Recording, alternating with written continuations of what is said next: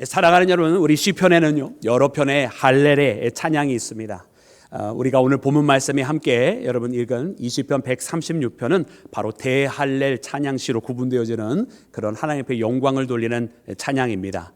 우리가 함께 묵상한 것처럼 여러분 본문 말씀은 하나님 앞에 감사하라고 하는 명령을 우리에게 주셨고, 그 하나님께 우리는 감사할 이유들이 이렇게 많이 있음을 알려주시는 여러분 바로 그런 믿음의 고백이 담겨져 있는 여러분 말씀이 바로 오늘 본문 말씀입니다.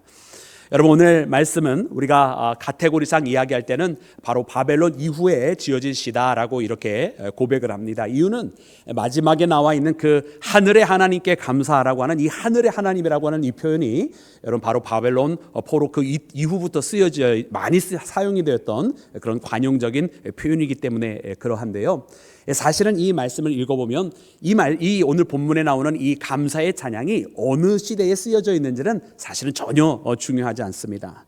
왜냐하면 오늘 이 모든 감사의 제목들을 읽어보면 이 감사의 제목들은 예전이나 지금이나 또한 앞으로도 변함없이 우리 가운데 함께 하실 그 하나님에 대한 내용이기 때문에 그렇습니다.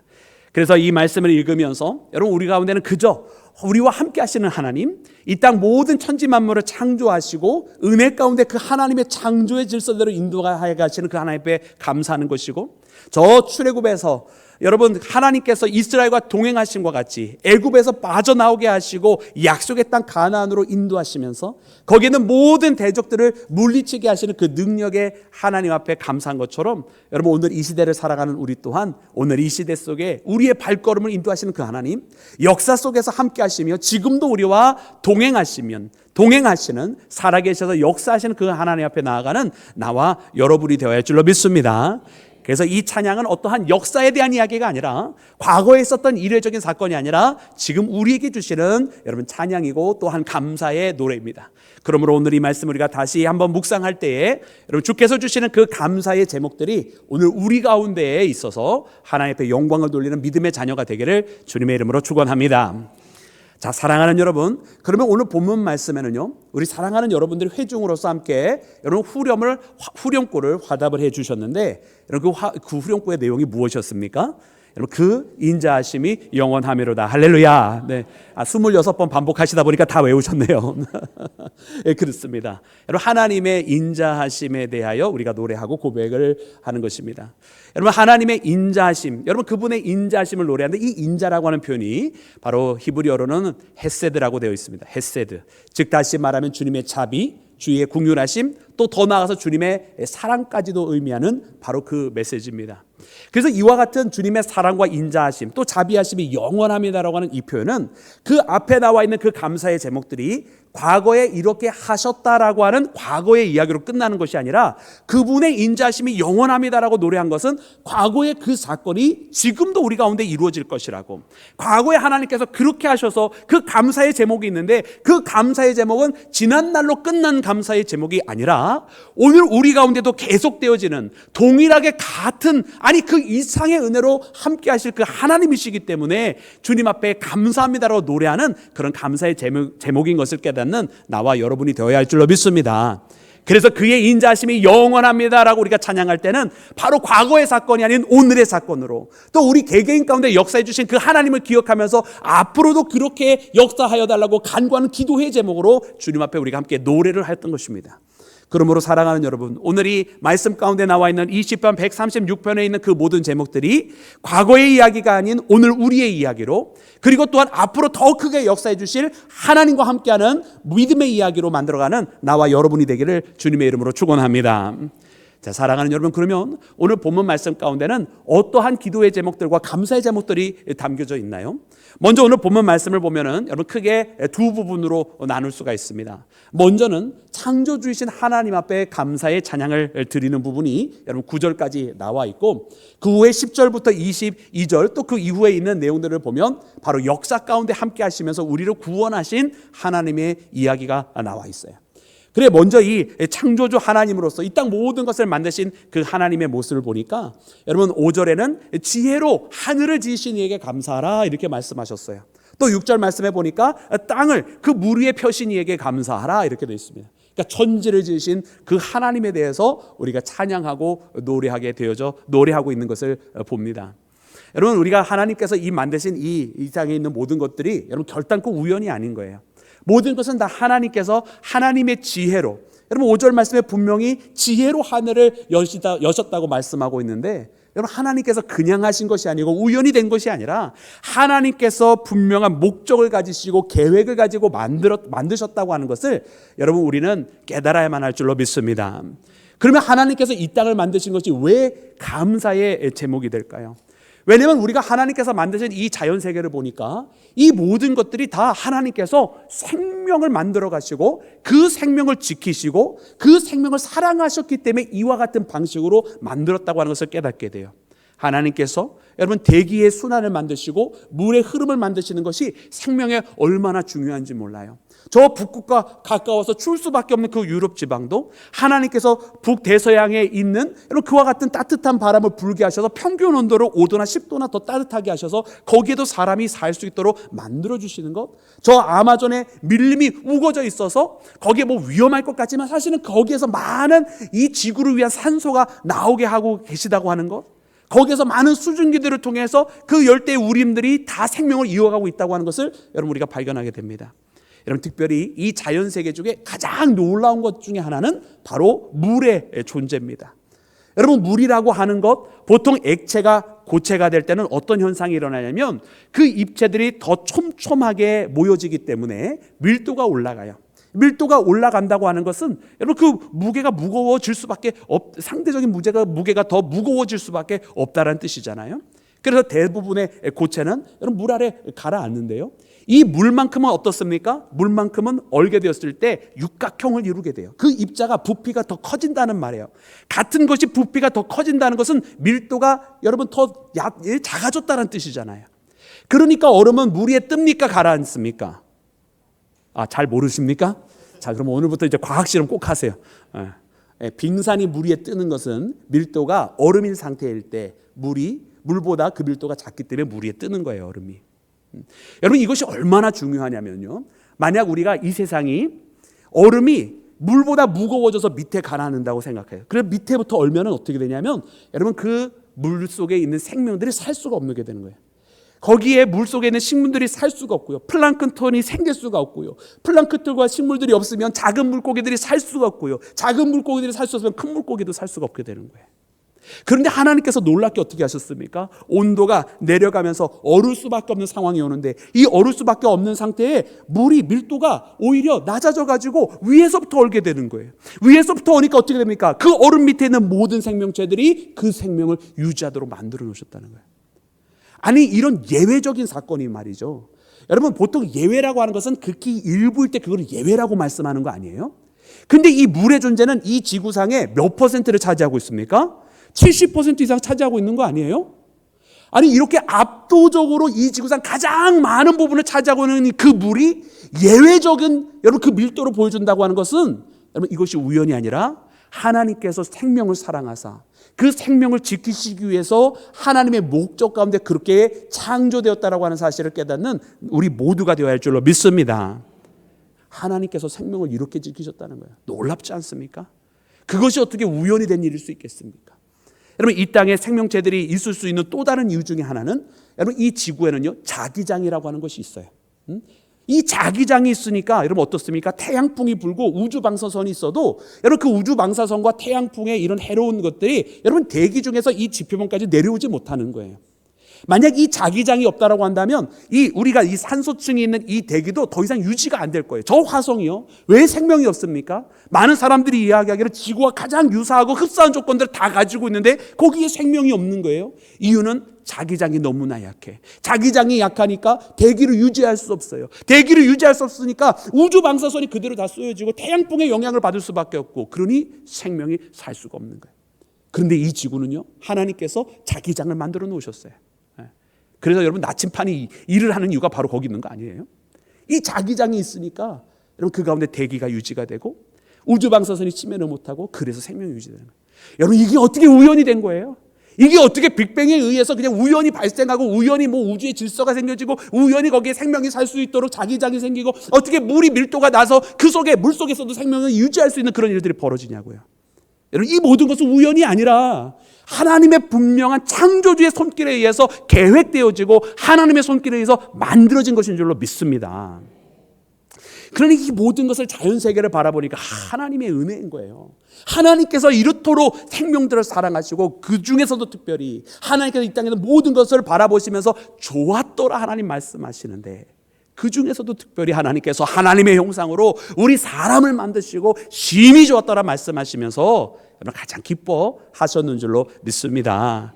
그러니 하루하루 살아가는 것이 여러분 그 하나님을 바라보면서 감사의 제목을 찾는 거예요. 7절 말씀, 큰 빛을 만드신 이에게 감사하라. 8절 말씀, 해를 통해서 낮을 주관하게 하시고 달을 통해서 밤을 주관하게 하신 이에게 감사하라. 여러분, 해와 달과 별, 여러분 이것은 그냥 단순한 천체를 말씀하시는 것이 아니라 그 모든 것들이 다 주기가 있는 것을 알려주시잖아요. 여러분, 사계절이 명확하면 여러분 거기에서 곡식들이 풍성하게 자라고 생명이 더 잘 살 수밖에 없어요. 오늘날 우리가 왜 기후변화를 이야기합니까? 그 사계절이 점점 더 모호해지고 생명체들이 살아갈 수 있는 그것들이 점점 더 모호해지고 경작하기도 힘들어지잖아요. 씨를 뿌릴 때 씨를 뿌리게 하시고, 추수할 때 추수를 하게 하시고, 또 겨울에 쉼의 시간을 주시고, 이런 명확한 주기들을 통해서 하나님께서 우리에게 살아갈 수 있는 방법을 허락해 주신 거예요. 낮과 밤이 있으니까 여러분 우리 생명들이요, 이 낮과 밤을 통해서 여러분 그 낮에 살아갈 존재는 낮에, 또 밤에 살아갈 존재는 또 밤에, 또 밤에 할 일이 있고 낮에 할 일이 있는 거예요. 근데 여러분 이것이 뒤바뀌면서 어떻게 됩니까? 여러분 우리가 잠을 못 자면 어떻게 되죠? 여러분 삶의 리듬이 다 깨져 버리는 거예요. 그러나 이 모든 것을 원래 허락하셨던 하나님의 창조의 질서가 있는데, 그 하나님의 창조의 질서를 잃어버리면 이처럼 오히려 그것이 불행이라는 거예요. 그럼 하나님께서 원래 우리에게 주셨던 이 모든 것은 바로 사실은 다 은혜의 손길이었다라고 하는 것입니다. 그러므로 사랑하는 여러분, 이 땅 모든 것을 만드시고 하나님의 질서대로 운행하시는 그 하나님의 은혜를 바라볼 수 있는 믿음의 눈이 우리 가운데 열려지기를 주의 이름으로 축원합니다. 사랑하는 여러분, 우리 전도서 3장 말씀에 보니까 이런 말씀이 기록이 되어 있는데요, 우리 함께 전도서 3장 11절 말씀을 합독해서 읽겠습니다. 시작. 하나님이 지으시되 때를 따라 아름답게 하셨고 또 사람들에게는 영원을 사모하는 마음을 주셨느니라. 그러나 하나님이 하시는 일의 시종을 사람으로 측량할 수 없게 하셨도다. 아멘, 아멘. 사랑하는 여러분, 그렇습니다. 여러분 이 전도서 3장 11절 말씀 보니까 여러분 참 놀라운 말씀이 있어요. 하나님께서 이 모든 것을 지으신데 하나님께서 어떻게 지으셨습니까? 아름답게 지으셨어요. 여러분 우리 살아가는 하루하루가 다 아름다운 하루인 줄로 믿습니다. 우리가 눈을 떠서 아침에 해가 뜨면서 여러분 우리가 하루하루 길을 걸어가더라도 저 하늘을 바라보고 또 우리 앞에 있는 들풀들과 나무들을 바라보면서 여러분 그 하나님의 아름다운 손길을 느끼며 살아가기를 주의 이름으로 축원합니다. 그리고 하나님께서 어떻게 하셨습니까? 우리 사람들의 마음에는 영혼을 사모하는 마음을 주셨어요. 하나님께서요, 하나님의 형상으로 짓게 하시고요, 이것을 그냥 하나님께서 하신 것이 아니라 하나님의 일하심을 바라보게 하시고 우리와 함께 하기를 원하시는 그 하나님의 사랑의 손길을 통해서 이 땅에 썩어질 것으로만 살아가는 것이 아니라 그 이상 우리에게 보여지는 것, 들려지는 것이 아닌 그 너머에 있는 것까지 사모할 수 있도록 여러분 우리를 창조하신 분이 바로 하나님이시라고 하는 것입니다. 이런 놀라운 하나님의 손길을 전도서는 여러분 이렇게 이야기를 하고 있는 거예요. 그런데 더 나아가서 하나님께서 우리를 이와 같이 이끌어 가시는 것뿐만 아니라 다만 그 가운데 하나님의 일의 시종을 측량할 수는 없게 하셨어요. 이것이 또한 하나님의 은혜예요. 여러분 하나님의 일의 처음과 그 마지막을 우리 사람으로서는 다 알 수가 없는 거예요. 그것을 만약 다 안다면 우리 인간들이 그렇지 아니하여도 교만한데 얼마나 더 교만해지겠어요, 그죠? 얼마나 더 하나님을 안 따르겠어요. 그러나 하나님께서 하나님의 그 모든 시작하시는 일과 하나님께서 원하시는 그 마지막 목적까지 우리 사람들에게 측량할 수 있도록 허락하지 아니하시고 우리가 감히 측량할 수도 없도록 하나님께서 이끌어 놓으신 것은 바로 우리 모두로 하여금 하나님을 의지하고 하나님을 믿으며 살아가도록, 그래서 날마다 기도하면서 주님 앞에 의뢰하며 살아가도록 하나님께서 만들어 놓으신 하나님의 방법인 줄로 믿습니다. 그렇게 날마다 하나님과 함께하는 것, 그래서 날마다 하나님을 의지하고 하나님 앞에 기도하며 하나님과 소통하며 살아가는 것, 여러분 그것이 진짜 하나님과 동행하는 참 복된 길이라고 하는 사실을 우리가 깨달아야 할 줄로 믿습니다. 사랑하는 여러분, 두 번째로 오늘 말씀 가운데 보니까요, 하나님 앞에 감사하라 하는데요, 창조주이실 뿐만 아니라 그분은 이 역사 속에서 우리와 동행하시는 하나님이심을 고백하고 있습니다. 오늘 말씀해 보니까요, 이 특별히 역사 속에 함께 하시는 하나님의 모습은 첫 번째로 출애굽 사건을 이야기해 주시고 두 번째로는 가나안 정복의 이야기를 해주세요. 그래서 애굽의 장자들을 치시니 여러분 바로 하나님 앞에 끝까지 그 마음이 강팍하여져서 그 백성을 내보내지 아니했던 이 애굽 바로에게 하나님께서 10가지 재앙을 내리시는데 그 중에 10번째가 바로 이 장자의 죽음 아닙니까? 그래서 하나님께서 이렇게 일하셨다. 근데 특별히 여러분 이 10번째 재앙은요, 사실은 예수님을 예표하는 사건이 되었어요. 왜냐하면 그 장자 첫 번째 난 거 사람뿐만 아니라 그 짐승의 목숨까지도 하나님께서 거두어 가시는데, 여러분 그 고센 땅에 있었던 히브리인들에게는 하나님께서 말씀하셔서 그들이 히브리인 됨으로 구원받게 하신 것이 아니라 양의 피를 그 문설주에 바를 때에 죽음의 사자가 거기를 유월하여 넘어가게 만들으셨어요. 즉 다시 말하면 그들이 어떻게 구원받을지에 대해서 예표해 주신 사건, 어린 양의 피, 하나님의 말씀대로 어린 양의 피로 자신의 문설주를 표시할 때마다 그 죽음으로부터 벗어날 수 있게 됐던 것을 말씀해 주셨던 것입니다. 이는 바로 우리에게 어린 양으로 오셔서 화목제로 드려지신, 우리의 죄를 속죄하려 오신 예수님을 예표하는 사건이었는 줄로 믿습니다. 그래서 하나님께서 그렇게 구원하셨다라는 거예요. 저 홍해를 건너가게 하시고 저 광야에서 아말렉과 같은 그 이방 사람들을 만나게 할 때도 그들을 이기게 하시고, 저 가나안 땅에 들어가서도 여러분 그것에 아모리의 5 왕들이 있었고 여리고성과 같은 곳이 있었어도 하나님께서 그것을 차지하게 하시는데, 여러분 이 모든 것이 다 하나님께서 열어주신 사건이에요. 홍해를 열어간 것이 그들의 능력으로 한 것이 아니라 하나님께서 동풍우를 불어서 여러분 그것을 건너가게 하신 거 아니에요. 하나님께서 열어주셨다는 거예요. 저 광야에서 아말렉과 만날 때도 사실은 절체절명의 위기였습니다. 왜냐하면 출애굽기 17장 말씀해 보니까 르비딤에 도착했는데 이 르비딤에 이르렀던 이스라엘은요, 물조차도 제대로 구하지 못했어요. 여러분 그때 하나님께서 반석을 치셔서 물을 내게 하셔서 그들이 해가람을 얻었지만은, 여러분 물을 가지고 있지 못했다고 하는 이야기는 그 정도로 그들이 아무것도 정비가 되어 있지 않고 간신히 애굽에서 빠져나왔다라는 뜻이에요. 여러분 이렇게 물조차도 준비하지 못하는 상황 가운데 있었던 이 사람들이 여러분 군대 체계는 갖추고 있었겠습니까? 전혀 그런 것도 준비가 안 돼 있었던 상황이란 말입니다. 그런데 그때에 아말렉이 들이닥친 거예요. 질 수밖에 없고 패배할 수밖에 없는 거예요. 근데 하나님께서 그때 어떻게 하셨습니까? 바로 모세와 아론과 훌을 산 꼭대기로 올려보내시면서 거기에서 손을 들고 하나님 앞에 기도하게 하는 거예요. 그 손이 올라가면 이스라엘의 군대가 이기고 그 손이 내려오면 이스라엘 군대가 밀리고. 여러분 그들의 싸움의 기술은 여러분 전투력에 있지 아니었어요. 그들의 무기와 장비 속에도 있지 아니었어요. 오직 그들이 저 모세가 저 위에서 기도할 때에 이겼다고 하는 것. 그래서 아론과 훌이 그 손이 내려오지 않도록 바치고 끝까지 기도할 때에 여러분 그들이 이 전쟁에서 이기게 되었는 줄로 믿습니다. 이는 그러므로 하나님께서 이 광야의 길 가운데서도 어떻게 나아갈 수 있는지를 보여주신 거예요. 너희들이 그 대적을 만난다 할지라도 너희들이 그 대적을 이기며 내가 너희들에게 약속한 그 가나안 땅에 들어가기까지 그 길을 열어주는 것, 그것도 바로 나인이라고 하나님께서 말씀하셨다는 것입니다. 사랑하는 여러분, 그러므로 오늘 우리가 이 땅에 살아갈 때 우리의 삶 가운데 역사하시는 하나님이 여러분 우리의 앞에 가로막고 있는 이 홍해도 열어주실 것이고 여러 가지 적대적인 상황 속에서도 갈 길을 열어주시는 분은 바로 하나님이심을 말씀하고 계시는 것입니다. 그의 인자하심이 영원합니다라고 우리가 찬양했다고 한다면, 오늘 이 시간에도 우리가 그와 같은 상황 속에서 낙심하지 말고 하나님 앞에 기도함으로 우리의 갈 길을 열어주신 그 하나님을 의지하며 기도하며 날마다 전진하며 살아가는 믿음의 용사들이 되시기를 주님의 이름으로 축원합니다. 사랑하는 여러분, 오늘 이렇게 말씀을 통해서 보니까 여러분 우리 하나님께서 이렇게 한 사람 한 사람 붙드시고 우리의 마음으로 다시 한번 하나님께로 돌이키게 하시는 거예요.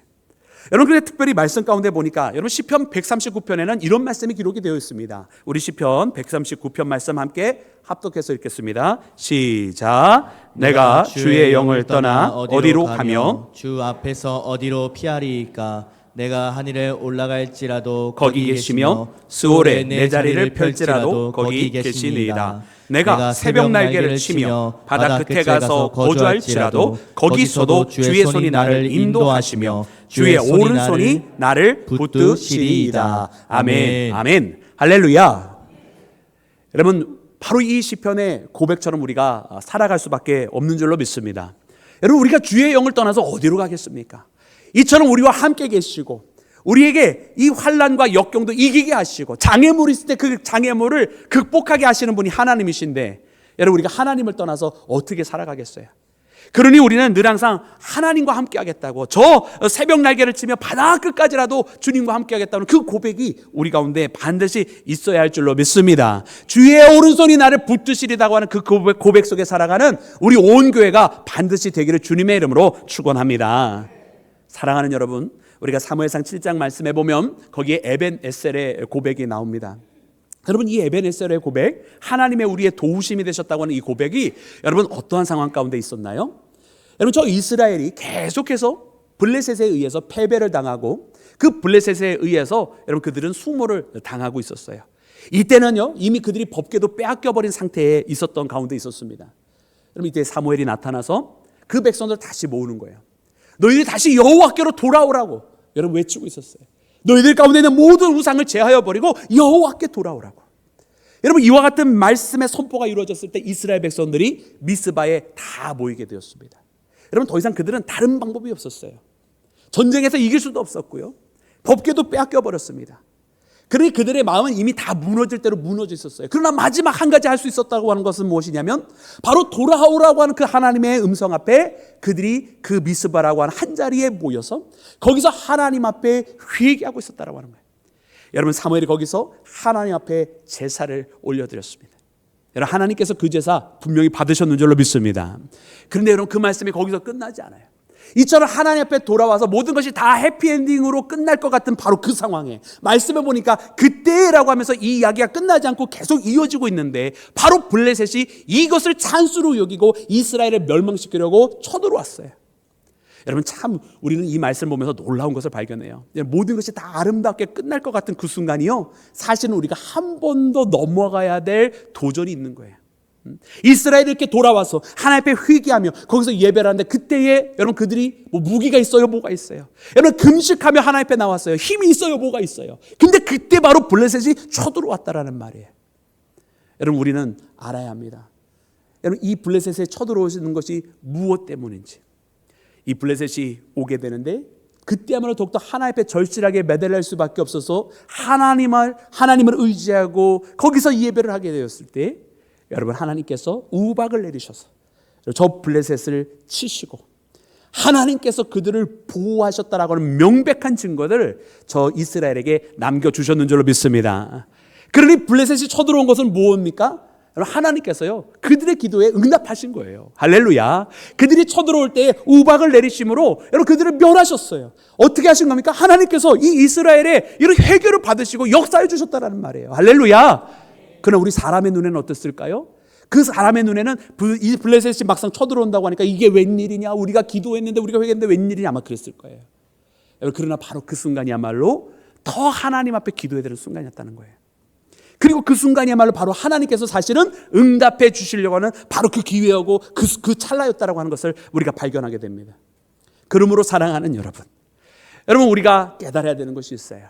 우리가 그 마지막 순간에 잘해오다가 마지막 순간에 하나님 앞에 우리가 변절한다고 한다면 이게 얼마나 어리석은 일이 되겠습니까? 저 에벤에셀이 여러분 그 돌이 세워져서 하나님께서 여기까지 도우셨다라고 하는 그 믿음의 고백은 바로 그 마지막 순간에 하나님 앞에 예배하고 하나님 앞에 끝까지 돌아온 자로 남아있을 때 이루어진 것처럼 여러분 우리 모두도 그렇게 하나님 앞에 끝까지 남는 자가 되기를 주의 이름으로 축원합니다. 우박을 내리셔서 그 블레셋을 끊으시고 그리고 그곳에서 바로 미스바의 샘과 그 사이에 돌을 세우게 하시고 여기에 에벤에셀이라 하나님께서 여기까지 우리를 도우셨다라고 하는 그 고백이 남게 되었는데 여러분 오늘 우리의 마음 가운데 오늘 이 예배를 통해서 하나님 앞에 감사하라고 하는 그 메시지가 선포될 때에 바로 에벤에셀의 하나님께서 우리를 여기까지 도우셨다라고 그리고 그의 긍휼하심이 영원합니다라고 찬양할 때에 그 고백이 계속해서 그분의 은혜가 계속해서 이어질 것을 노래하는 나와 여러분이 되기를 주님의 이름으로 축원합니다. 이 믿음의 고백으로 승리하며 하나님 앞에 나아가는 우리 온 교회 되기를 다시 한번 주님의 이름으로 축원합니다.